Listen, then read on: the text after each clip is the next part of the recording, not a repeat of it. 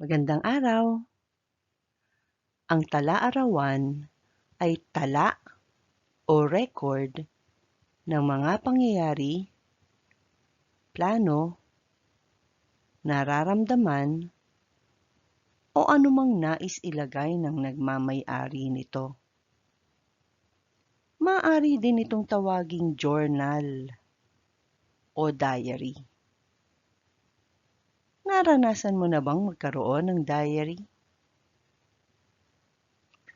Ano-anong klase ng diary ang mayroon ka? Samahan mo akong sumuri ng isang halimbawa ng tala-arawan. Nobyembre 25, taong 2022. Dear Diary, may nabasa akong librong How to Make Your Dreams Come True na isinulat ni Sha Nasino. May 3 hakbang daw na dapat kong gawin upang makamit ang aking pangarap. Una, dapat daw na malinaw sa akin ang aking pangarap. Ano nga ba ang nakapagpapasaya sa akin? Sa anong larangan ba ako magaling? Dapat ay nagtutugma ang dalawang ito.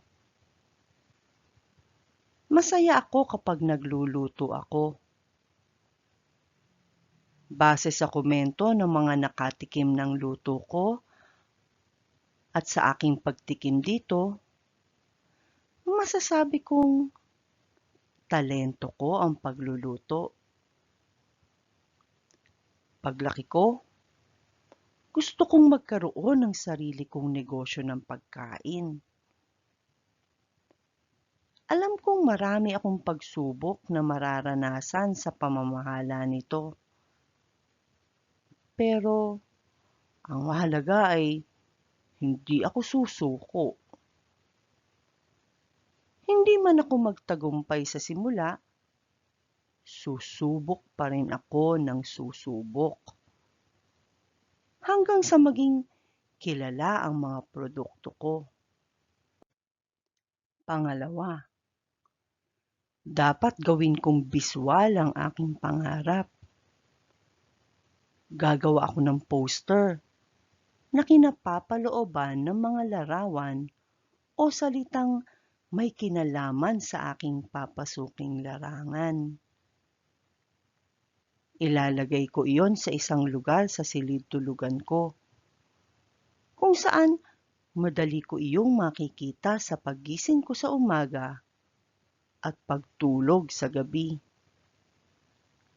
Makatutulong sa akin iyon upang maituon ko ang aking atensyon sa gusto kong marating sa buhay.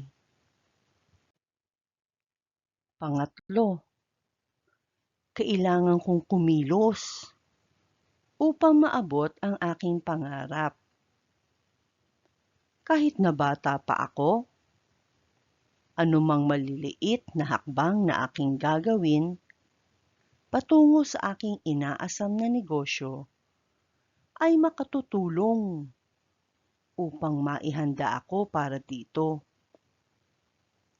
Magsasaliksik ako ng mga pagkaing nais kong subukang iluto. Magluluto ako tuwing Sabado at Linggo. Mag-iisip ako ng maaaring ipalit sa mga sangkap nito para makalikha ako ng sarili kong bersyon nito.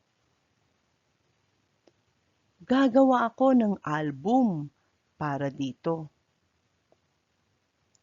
Kasama sa ilalagay ko sa album ay ang mga sangkap, paraan ng pagluluto, larawan ng pagkain, komento ng mga nakatikim ng luto ko, at iba pa. Ngayon pa lang ay nakikita ko nang magtatagumpay ako rito. Tatapusin ko na ang aking liham sa iyo, ha? Tututukan ko na kasi ang paglikha ng poster ko. Nagmamahal, Daisy. Narito ang mga tanong tungkol sa tala-arawan ni Daisy. Pagkabasa ko ng isang tanong, i-pause muna ang video na ito upang mapag-isipan ang sagot. Kapag handa ka na sa susunod na tanong, i-play muli ang video para dito. Tanong bilang 1. Bakit mahalagang malinaw kay Daisy ang kanyang pangarap bago niya ito abutin?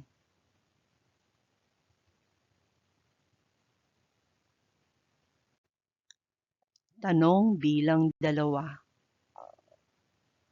Paano nakatutulong ang paggawa ng poster o vision board sa pagtupad ng pangarap?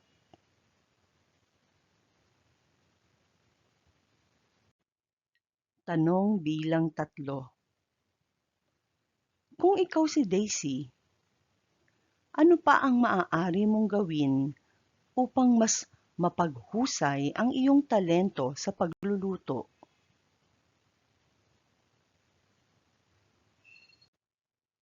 Tanong bilang 4. Ano ang ipinakikita ng tala-arawan ni Daisy tungkol sa kanyang ugali at pananaw sa buhay? Ipaliwanag.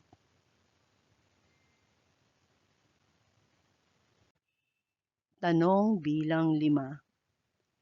Sang-ayon ka ba na mahalagang magsimula sa maliliit na hakbang upang makamit ang pangarap?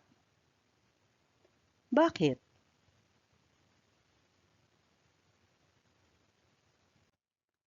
Tanong bilang 6. Ano kaya ang maaaring mangyari kay Daisy kung agad siyang sumuko sa unang pagsubok?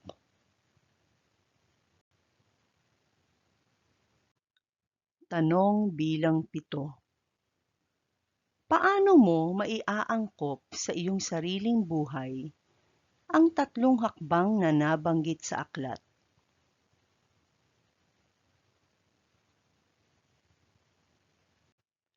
Tanong bilang 8. Sa iyong palagay, bakit mahalagang pagsabayin ang talento at mga bagay na nagpapasaya sa atin sa pagpili ng pangarap?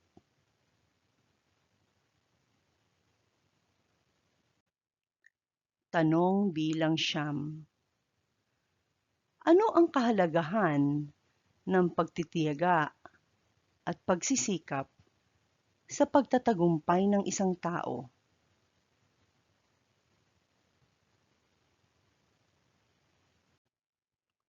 Tanong bilang 10. Kung magkakaroon ka ng sariling negosyo balang araw, ano ito? At paano mo ito paghahandaan habang bata ka pa?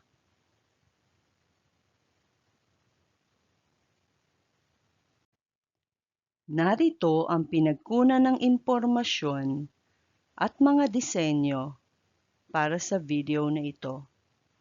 Salamat!